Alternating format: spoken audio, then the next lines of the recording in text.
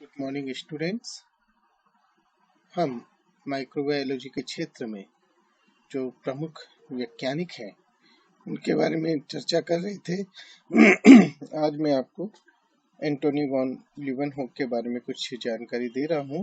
मैं doctor Prakash Chandra Sharma, department of zoology, SPC government college Ajmer. Antony von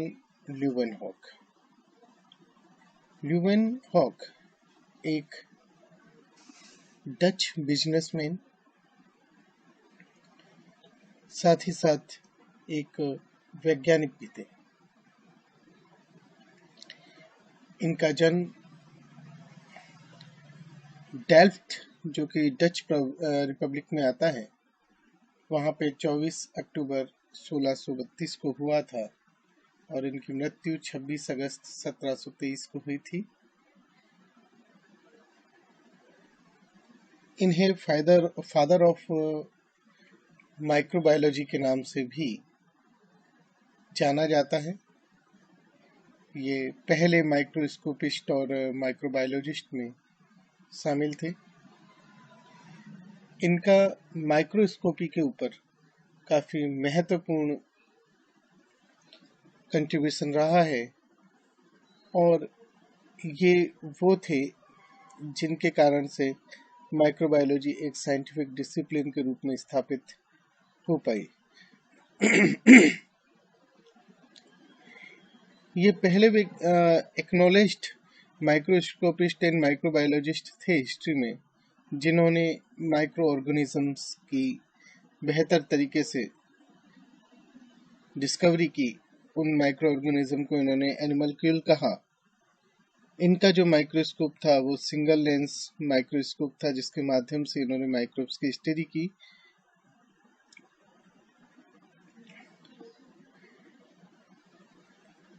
अगर हम अन्य बातें करें तो ये जो सिंगल लेंस माइक्रोस्कोप था, इसकी डिजाइन उन्होंने स्वयं की थी, खुद बनाया था उसे, और उसमें उन्होंने माइक्रो ऑर्गेनिज्म को देखा।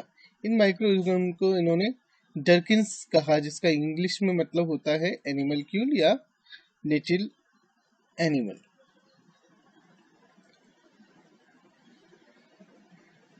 इन्होंने पहली बार इन एनिमल के जो रिलेटिव साइज है उसका निर्धारण किया। माइक्रोस्कोप में न केवल देखा बल्कि ये भी बताया कि जो रियल वर्ल्ड है उसकी किसी चीज की तुलना में वो कितना छोटा है।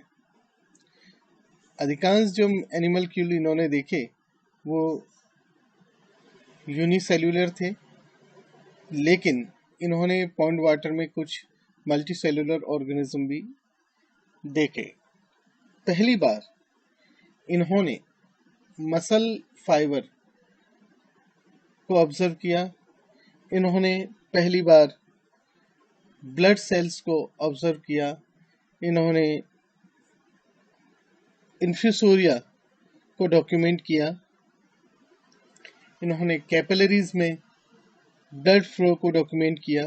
स्पर्मेटोजोआ को इन्होंने 1677 में डॉक्यूमेंट किया। ये सारे के सारे जो डॉक्यूमेंटेशन है इन्हीं के माध्यम से है। यद्यपि इन्होंने कोई भी बुक नहीं लिखी, लेकिन इनकी जो खोजें हैं हमें इनके रॉयल सोसाइटी को लिखे गए पत्रों से मालूम चलती है। इन्होंने अपने सिंगल लेंस माइक्रोस्कोप से 275 गुना तक का मैग्निफिकेशन अचीव किया और ये स्टेनिंग के लिए सेफ्रॉन का इस्तेमाल करते थे। आप यहाँ साइड में जो देख रहे हैं वो इनका सिंगल लेंस माइक्रोस्कोप है, जहाँ इस टिप के ऊपर मटेरियल को रखा जाता था और इसके अंदर दो स्क्रू आप देख रहे हैं। एक ये मेन स्क्रू जिसके माध्यम से मटेरियल को ऊपर नीचे किया जाता था।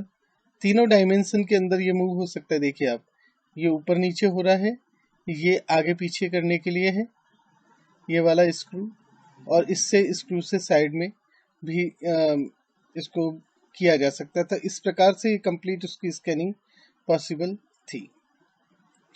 नाउ एंटोनी वॉन ल्यूवेनहॉक के बाद में जो एक और टॉपिक आता है जिसको मैं आज आपके साथ डिस्कस करना चाहता हूँ, वो है spontaneous generation theory of spontaneous generation. तो स्पॉन्टेनियस जनरेशन थ्योरी, ये थ्योरी क्या है? ये थ्योरी कहती है कि जो भी चीजें हैं वो स्पॉन्टेनियसली यानी कि स्वतः ही प्रकट हुई हैं। उनको प्रकट करने के अंदर देवताओं का हाथ हो सकता है, सुपर पावर का हाथ हो सकता है, लेकिन कहीं से भी वो ऐसा नहीं है कि वो बायोलॉजिकल, जैसा आज की तारीख में हम मानते हैं कि बायोलॉजिकल ही ओरिजिन होगा, ऐसा नहीं। वो क्या मानते थे कि जो ओरिजिन है लिविंग ऑर्गेनिज्म का, वो कहाँ से है? नॉन लिविंग बर्ड से भी हो सकता है। तो अभी हम क्या बोलते हैं कि लिविंग ऑर्गेनिज्म से ही नया लिविंग ऑर्गेनिज्म, सिमिलर टाइप का ऑर्गेनिज्म पैदा होगा, जबकि स्पॉन्टेनियस जनरेशन थ्योरी क्या बोलती है कि लिविंग जो क्रिएचर है वो नॉन लिविंग मैटर से भी क्रिएट हो सकता है। उसमें उनका मानना था कि जो सुपर पावर है, ऊपर वाला है, भगवान है, जो भी कुछ कहना चाहें आप, तो उनका हाथ रहता है, जबकि ऐसा कुछ नहीं। उन्होंने उसके उदाहरण के तौर पे कुछ एनिमल्स के बारे में बताया, जैसे कि मक्खियाँ जो कि डस्ट से पैदा हो रही है, फ्लीज, मेगट्स जो कि डेड फ्लैश से पैदा हो रहे हैं। इस तरह की बातें उन्होंने इसके लिए कही थी। तो यहाँ ये जो डॉक्ट्राइन है, सबसे पहले अगर हम बात करें कि कहाँ से आई, तो ये एरिस्टोटल की देन है, जो कि 384 से 322 बीसी में जिनका कार्य था। इन्होंने अरिस्टोटल ने एक्चुअली कंपाइल किया और एक्सपांड किया जो अर्लियर नेचुरल फिलोसोफर्स थे उनके वर्क को, और इस आधार पर उन्होंने ये कहा कि जो सिंपलर इन्वर्टिब्रेट हैं वो स्पॉन्टेनियसली अराइज हो सकते हैं। लेकिन 17 से और 18वीं शताब्दी के अंदर फ्रांसिस्को रेडी और लेजारो स्प्लेंजानी, इन्होंने इस चीज का विरोध किया, चैलेंज किया। रेडी का जो महत्वपूर्ण एक्सपेरिमेंट है जो इन्होंने डिकेइंग मीट पे किया था, वो आपको पता ही होगा। ये पहले व्यक्ति थे जिन्होंने ये इस्टेब्लिश किया कि मैगट, जिनको ये माना जाता था कि जो डस्ट से पैदा हो रही हैं वो एक्चुअली फ्लाइज के एग से पैदा हो रही हैं, ये डिमोन्स्ट्रेट किया और स्पॉन्टेनियस जनरेशन थ्योरी को चैलेंज किया। तो इस काम के लिए ये काम इन्होंने पब्लिश कराया था, experiments on the generation of insect के नाम की एक इनका सीरीज था एक्सपेरिमेंट की, उसमें 1668 में, जिसके अंदर इन्होंने अरिस्टोटल की जो एबायोजेनेसिस की थ्योरी थी या स्पॉन्टेनियस जनरेशन की थ्योरी थी, उसको चैलेंज किया था। इस काम के लिए रेडी ने 6 जार लिए और उनको 3-3 के 2 ग्रुप में बांट दिया। पहले जार में इन्होंने अननोन ऑब्जेक्ट रखा, सेकंड जार में इन्होंने डेड फिश रखी, और थर्ड के अंदर उन्होंने रो चंक ऑफ व्हील इन्होंने उसके अंदर रखा। हर एक जार के ऊपर इन्होंने एक फाइन गॉज बांध दिया जिससे केवल एयर अंदर जा सकती है फर्स्ट ग्रुप ऑफ जार को। इसके अलावा इन्होंने अन्य जो जार हैं उनको ओपन रखा। तो इन्होंने देखा कि कुछ दिनों बाद मैगट्स ओपन जार में पैदा हो जाते हैं, लेकिन जो गॉज कवर्ड जार है उनके अंदर पैदा नहीं होते। इन्होंने एक और एक्सपेरिमेंट किया इसके साथ ही। उन्होंने 3 जार के अंदर मीट रखा, एक जार को अनकवर्ड रखा और 2 जार के अंदर इन्होंने उसको कवर्ड रखा। कवर करने के लिए एक के अंदर इन्होंने कॉर्क का इस्तेमाल किया और दूसरे के अंदर फाइन गॉज का इस्तेमाल किया। और इसमें इन्होंने देखा कि जो मैगट हैं वो केवल अनकवर्ड जार के अंदर पैदा हो रहे हैं। साथ ही साथ जो जार कवर किए गए थे उनके अंदर गॉज के ऊपर, जो गॉज वाला था उसमें गॉज के ऊपर कुछ मैगट अपीयर तो हुए लेकिन वो सरवाइव नहीं कर पाए, जबकि कॉर्क वाले के अंदर किसी भी तरीके का कोई मैगट डेवलप हुआ ही नहीं, ना बोतल के अंदर, जार के अंदर, ना ही जार के बाहर। तो इन्होंने इस एक्सपेरिमेंट में देखा कि जब जो एग्स हैं वो मीट के ऊपर पड़ रहे हैं तो वहां पर मैगट बन रहे हैं और वो मेटामॉर्फोसाइज होकर के फ्लाई बन रहे हैं, अदरवाइज नहीं हो पा रहे।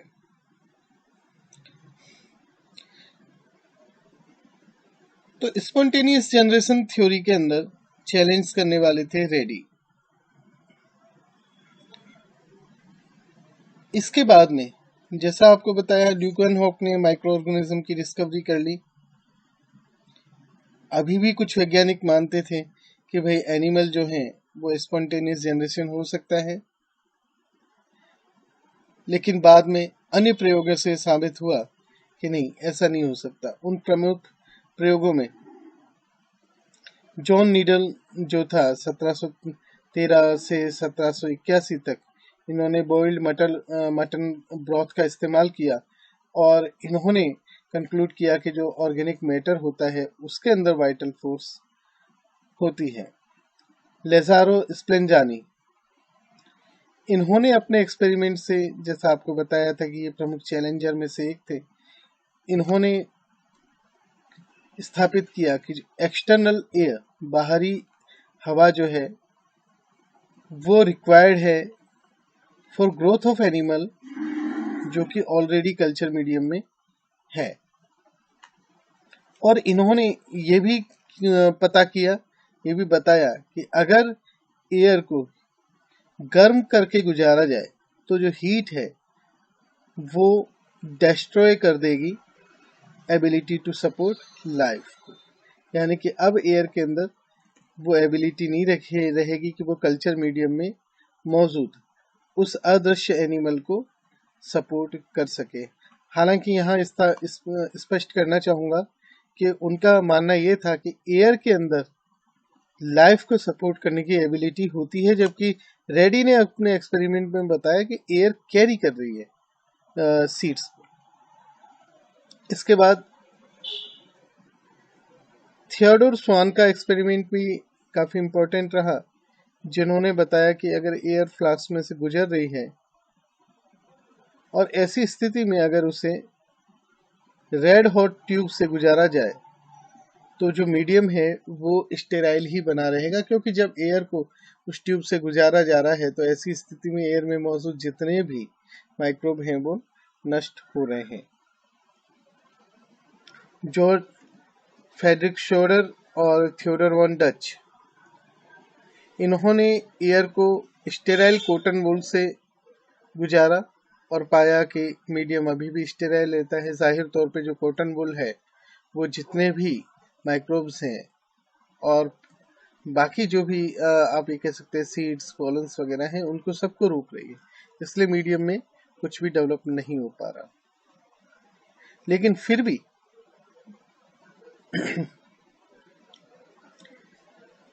भी फेलिक्स पॉशेट जैसे लोगों ने अगेन ये क्लेम करने की कोशिश की कि स्टेराइल मीडियम में भी माइक्रोबियल ग्रोथ हो सकती है विदाउट एनी एयर कंटामिनेशन।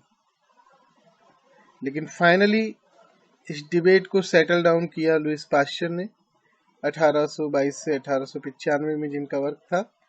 उन्होंने अपने एक्सपेरिमेंट जिनमें उन्होंने कॉटन फिल्ट्रेशन का एक्सपेरिमेंट किया और स्वान ने एक फ्लास्क वाला एक्सपेरिमेंट किया, उससे स्थापित किया कि विदाउट कंटामिनेशन किसी भी प्रकार का जो लाइफ है वो कल्चर में डेवलप नहीं हो सकती।